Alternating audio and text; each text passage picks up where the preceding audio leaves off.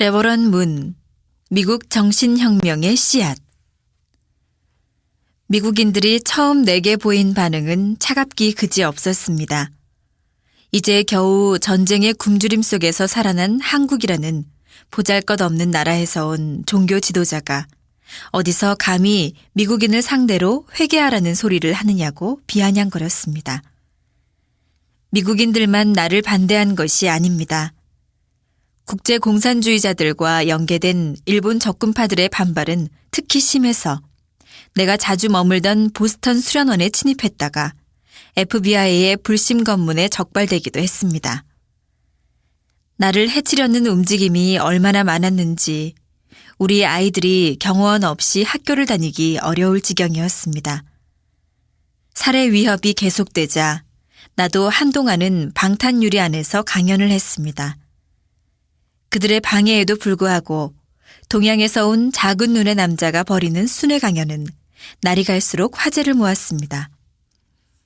사람들은 지금까지 듣던 것과 전혀 다른 새로운 가르침에 귀를 기울였습니다. 우주와 인생에 관한 근본 원리를 비롯하여 미국의 건국 정신을 일깨우는 강연 내용이 퇴폐와 나태의 나락으로 빠져들던 미국인들에게 신선한 바람을 불러일으켰습니다. 미국인들은 내 강연을 통해 의식혁명을 이루었습니다. 젊은이들은 파더문 혹은 레버런 문이라고 부르며 나를 따랐고 어깨까지 길게 길렀던 머리카락과 덥수룩한 수염을 깎았습니다. 차림새가 바뀌면 마음도 바뀌기 마련이라 술과 마약에 찌들었던 젊은이들의 마음속에 하나님의 사랑이 들어서기 시작했습니다. 강연에는 종파를 초월한 다양한 젊은이들이 모여들었습니다. 설교 중에 여기 장로교 있는가 하고 물으면 여기요 여기 하며 손을 드는 청년들이 아주 많았습니다. 또 가톨릭 있나 하고 물어도 여기저기서 손을 번쩍번쩍 들었습니다. 남침례교는 하고 물으면 또 얼마나 많은 사람이 저요 하는지 모릅니다. 내가 자기 종교 놔두고 왜 나에게 설교를 들으러 오는 거요? 어서들 돌아가요. 돌아가서 자기 교회에 가서 말씀 들어 하면 와 하고 탄성을 질러댔습니다. 그러면서 점점 더 많은 사람들이 모여들었고 젊은이들 뿐만 아니라 장로교며 침례교회 지도자들이 교회 청년들을 이끌고 찾아왔습니다. 시간이 흐를수록 레버런 문은 미국 사회의 정신혁명을 뜻하는 하나의 아이콘이 되어갔습니다. 나는 미국의 젊은이들에게 참고 인내할 것을 가르쳤습니다. 무릇 자기를 지킬 줄 알아야지만 우주를 지킬 수 있다는 사실을 절절히 외쳤습니다. 여러분은 고통의 십자가를 지고 싶습니까? 아무도 십자가의 길을 가고 싶어 하지 않습니다. 마음으로는 지고 싶어도 몸이 먼저 해버립니다. 눈에 보기 좋다고 마음에도 좋은 것은 아닙니다. 보기에는 그럴싸해도 속을 들여다보면 추악하고 나쁜 것이 많습니다.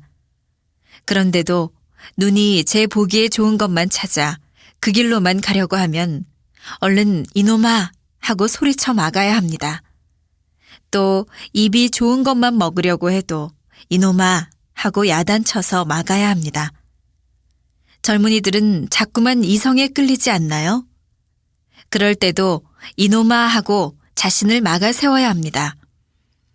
내가 나 자신을 조절하지 못하면 이 세상에 어떤 일도 할 수 없습니다. 내가 깨지면 우주가 깨지는 겁니다. 우주주간 바라기 전에 자아주간 완성하라는 내 청년 시절의 좌우명을 그들에게 외쳐댄 것입니다. 미국 사회는 물질 사회입니다. 나는 물질 문명의 한가운데 가서 마음의 문제를 이야기했습니다. 마음은 눈에 보이지도 않고 손에 잡히지도 않습니다. 그렇지만 분명히 우리는 마음의 지배를 받고 있습니다. 마음이 없으면 아무것도 아닙니다. 나는 그 마음에 사랑을 더한 참사랑을 이야기했습니다. 참사랑을 바탕으로 분명한 자아의식을 갖고 자신을 스스로 조절할 줄 알아야만 진정한 자유를 얻을 수 있다는 이야기를 했습니다. 또 노동의 소중함을 일깨웠습니다. 노동은 고통이 아니라 창조입니다. 일생 동안 일을 하며 살아도 즐거운 것은 노동이 하나님의 세계에 연결되어 있기 때문입니다.